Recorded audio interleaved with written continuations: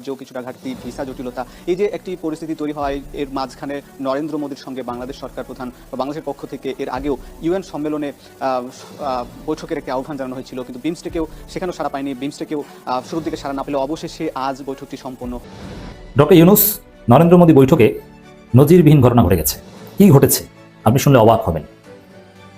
Doctor Yunus যে আসলে কি, বাংলাদেশ যে এখন কি, 1971 সালের পর এই প্রথম এই চোখে চোখ রেখে নরেন্দ্র মোদীকে পাশে বসিয়ে স্ট্রেইট ডক্টর ইউনূস বলে দিয়েছেন শেখ হাসিনাকে ফেরত দিতে হবে। মোদির পিছনে যে লোকটা বসে আছে ইঁদুরের মতো করে, সে কোনো কূটনৈতিক না, সে একজন দোভাষী। ডক্টর ইউনূসের সাথে কথা বলতে, ইংরেজিতে কথা বলতে মোদির দোভাষী প্রয়োজন। প্রদর্শক, পৃথিবীর সকল অবিশ্বাস্য কাজের জন্য সফলতা আনতে পারে মনে হচ্ছে যে একমাত্র ডক্টর মোহাম্মদ ইউনূস। নরেন্দ্র মোদী বিভিন্ন সময়ে বাংলাদেশের সরকার প্রধান ডক্টর মোহাম্মদ ইউনূসের সাথে বৈঠকে বসার প্রস্তাব পাওয়ার পরেও ডক্টর মোহাম্মদ ইউনূসের সাথে বসতে রাজি হননি, কারণ ডক্টর মোহাম্মদ ইউনূসের সাথে বসলেই ডক্টর মোহাম্মদ ইউনূস শেখ হাসিনাকে ফেরত চাবে বাংলাদেশে। আর আজকে তাই করলেন ডক্টর মোহাম্মদ ইউনূস। দর্শক, অবশেষে নরেন্দ্র মোদীর সাথে ডক্টর মোহাম্মদ ইউনূসের দ্বিপাক্ষিক বৈঠক অনুষ্ঠিত হয়েছে। বৈঠকে ডক্টর মোহাম্মদ ইউনূস নরেন্দ্র মোদীকে কঠিন হুঁশিয়ারি দিয়েছেন এবং দ্রুত শেখ হাসিনাকে দেশে ফেরত চেয়েছেন। দর্শক, তবে কি হাসিনাকে ফেরত দিচ্ছে নরেন্দ্র মোদী এবং হাসিনাকে কি দেশে ফেরত নিয়ে এসে বিচারের সম্মুখীন করা হবে, তা এই ভিডিওটি দেখলে আপনারা জানতে পারবেন। দর্শক, কথা আর বাড়াবো না, ভিডিওতে চলে যাব। তার আগে আপনাদের কাছে ছোট্ট একটি অনুরোধ, আপনি যদি আমাদের চ্যানেলে নতুন দর্শক হয়ে থাকেন, চ্যানেলটি সাবস্ক্রাইব করে পাশে থাকা বেল আইকনটি বাজিয়ে দিতে ভুলবেন না। আর যারা অলরেডি আমাদের এই চ্যানেলটি সাবস্ক্রাইব করেছেন তাদেরকে জানাই অসংখ্য ধন্যবাদ। চলুন ভিডিওটি শুরু করা যাক।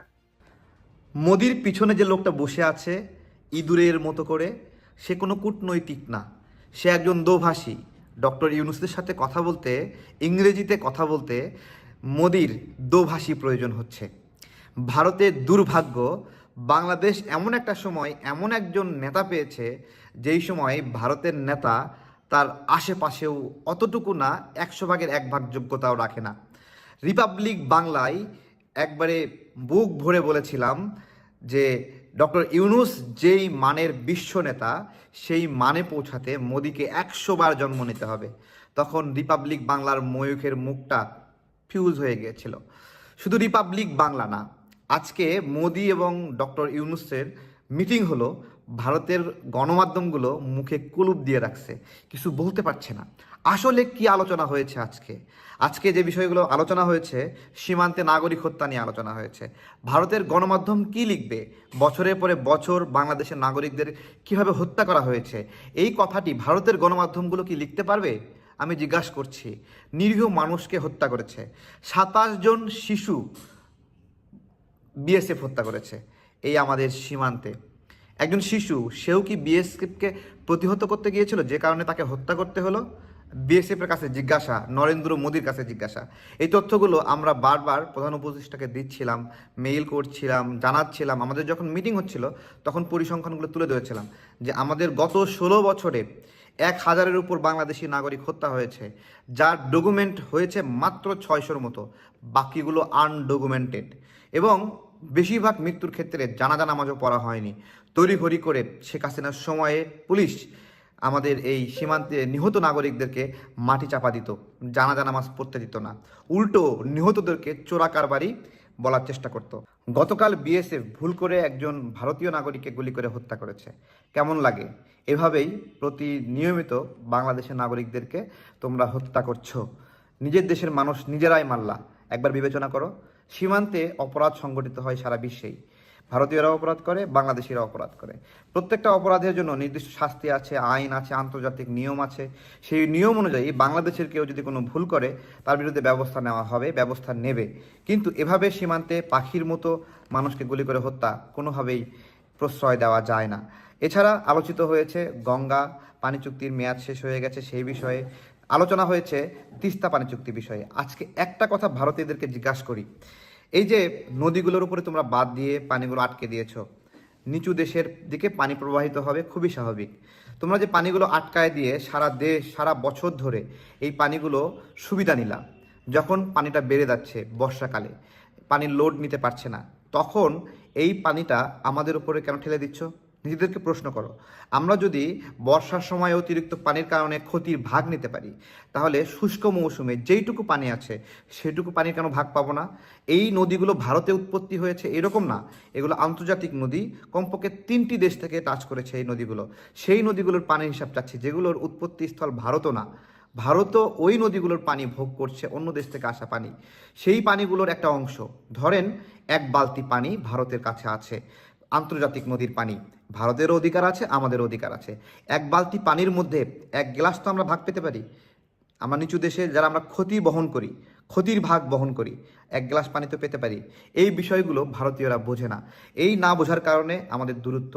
ভারতের নাগরিক, ভারতের রাজনৈতিক ব্যক্তিবর্গ, সরকারি দল, বিরোধী দল কখনো কেউই আমাদের এই বিষয়গুলোতে সহযোগিতা করেনি, সমর্থন করেনি। আমরা বলে যাচ্ছি, যে কারণে আমরা এই প্রশ্ন তুলেছি, ভারত আমাদের বন্ধু কিনা আমাদের আরেকবার বিবেচনা করতে হবে।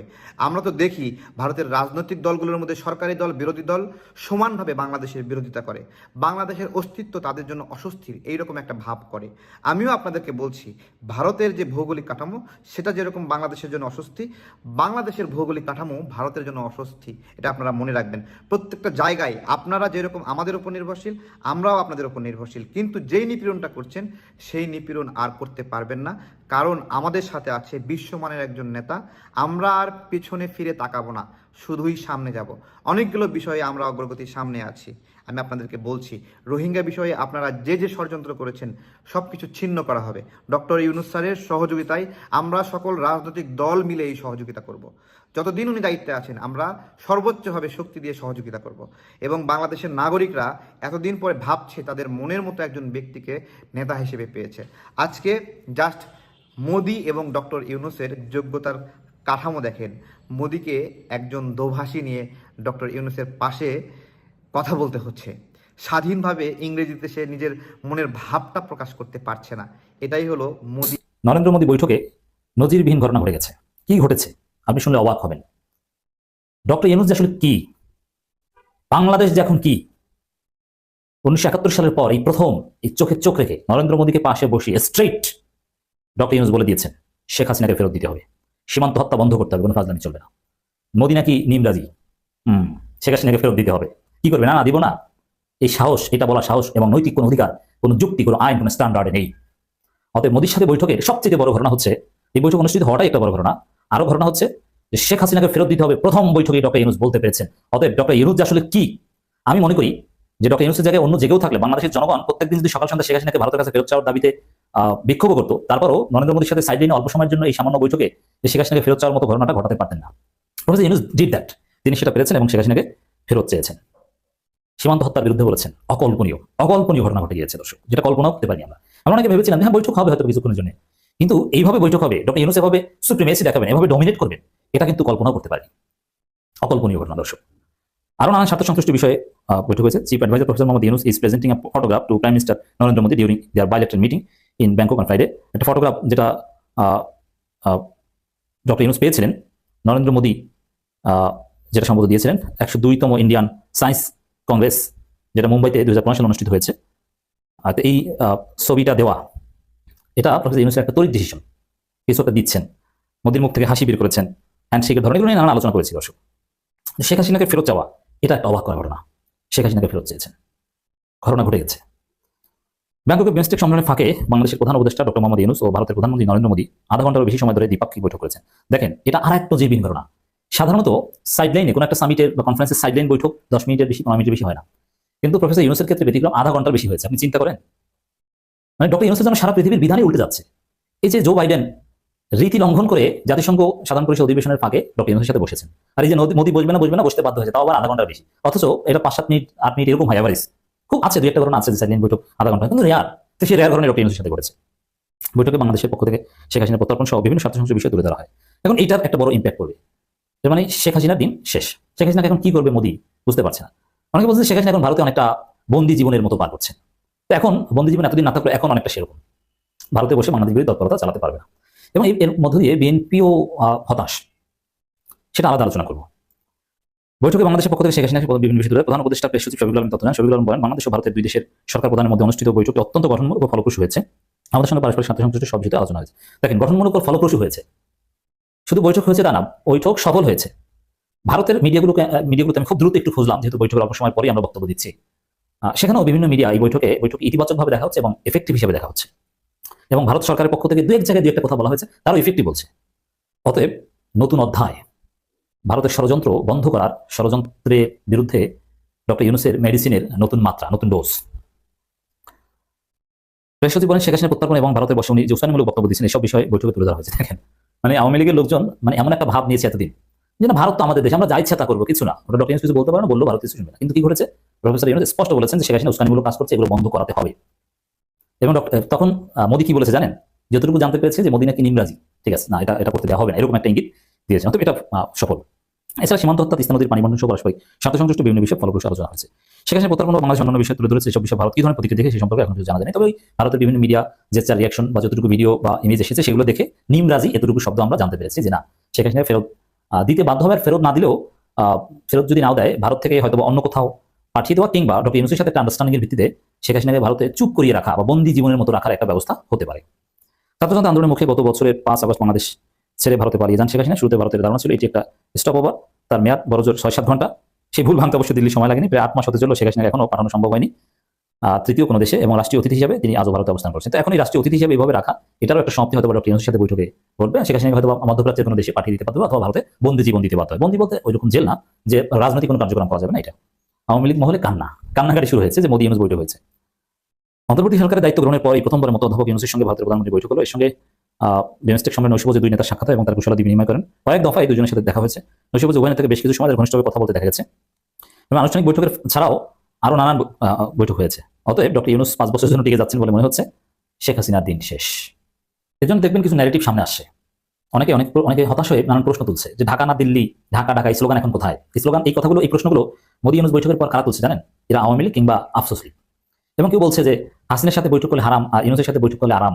এই প্রশ্ন তুলছে কারা জানেন? এই প্রশ্ন তুলছে আফসোস লীগ বা আওয়ামী লীগ। অতএব এগুলোকে প্রশ্রয় দেওয়া যাবে না। আমি এই ব্যাখ্যা দিয়েছি যে ডক্টর ইউনূসের সাথে বৈঠক করলে বাংলাদেশের মানুষ গর্ববোধ করে যে না, ডক্টর ইউনূস পারেন মোদীকে ঘাট ধরে বসাতে, এবং হাসিনাকে ফেরত চাইতে পারেন, সীমান্ত হত্যা বন্ধ করতে বলতে পারেন, বাংলাদেশের স্বার্থের বিষয়ে জোরালোভাবে কথা বলতে পারেন।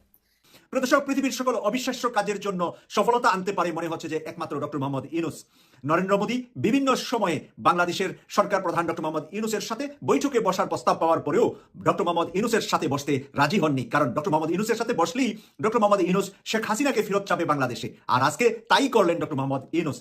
ব্যাংককে বসেও ডক্টর মোহাম্মদ ইউনূস সর্বপ্রথম নরেন্দ্র মোদীর কাছে দাবি করেছেন শেখ হাসিনাকে ফেরত দেওয়ার জন্য, এবং আওয়ামী লীগের যত খুন খারাপি করে মানুষ যারা ভারতে লুকিয়ে আছে, পালিয়ে আছে এবং ভারতে আশ্রয় নিয়েছে, তাদেরকে বাংলাদেশে ফেরত পাঠানোর জন্য ডক্টর মোহাম্মদ ইউনূস ব্যাংককে আজকে নরেন্দ্র মোদীকে এই কথাটাই সর্বপ্রথমে বলেছেন। তাছাড়া বলেছেন বাংলাদেশের সাথে পানি হিস্সা সহ যত ন্যায্য দাবিগুলো আছে বাংলাদেশ যে জায়গা থেকে ভারত থেকে বঞ্চিত হচ্ছে, সেই সকল বিষয় নিয়ে ডক্টর মোহাম্মদ ইউনূস কথা বলেছেন নরেন্দ্র মোদীর সাথে। আর সেই বিষয় নিয়ে আজকে আপনাদেরকে একটি ভিডিও রেকর্ড আমি শোনাবো এখন, যে সেই বিষয় নিয়ে সরাসরি ব্যাংকক থেকে শফিকুল আলম, ডক্টর মোহাম্মদ ইউনূস স্যারের প্রেস সচিব শফিকুল আলম বাংলাদেশ সহ বিভিন্ন মিডিয়ায় সাক্ষাৎকারে কি বলেছেন তা একটু রেকর্ড আপনাদের সামনে এখন আমি তুলে ধরছি। মহোদয় ইন্ডিয়ার প্রধানমন্ত্রী শ্রী নরেন্দ্র মোদীর সাথে বৈঠক করেছেন, এবং বৈঠকে আমাদের সাথে যে পারস্পরিক স্বার্থ সংশ্লিষ্ট যতগুলো ইস্যু ছিল সবগুলো নিয়ে কথা হয়েছে, এবং আমরা আমাদের যেগুলো স্বার্থ সংশ্লিষ্ট যতগুলো বিষয় ছিল সবগুলো বিষয় আমাদের চিফ অ্যাডভাইজার মহোদয় সেই মিটিং এ বলেছেন। যেমন শেখ হাসিনা প্রত্যর্পণ বিষয়ে কথা হয়েছে, শেখ হাসিনা যে ওইখানে বসে অনেক ধরনের ইনসেন্ডিয়ারি কমেন্ট করছেন সেগুলো বিষয়ে কথা হচ্ছে।